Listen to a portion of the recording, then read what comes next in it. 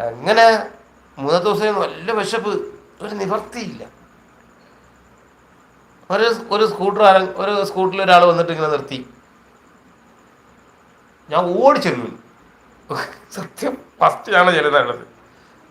ഞാൻ പറഞ്ഞേട്ടെ എന്താ വിളി പറഞ്ഞ്, പ്ലംബർ ആരെങ്കിലും ഉണ്ടാന്ന് ചോദിച്ചു. ഞാൻ പറഞ്ഞ പ്ലംബറാണ്, എനിക്ക് സത്യത്തിൽ ഒന്നും അറിഞ്ഞൂടാ.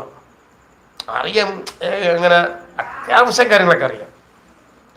ഒരു മോട്ടർ ഫുള്ള് സെറ്റ് ചെയ്യുമെന്നൊക്കെ പറഞ്ഞാൽ ഞാൻ പണിയും പാടും. പിന്നെ ഒരു ഐഡിയ ഉണ്ടല്ലോ നമുക്ക്.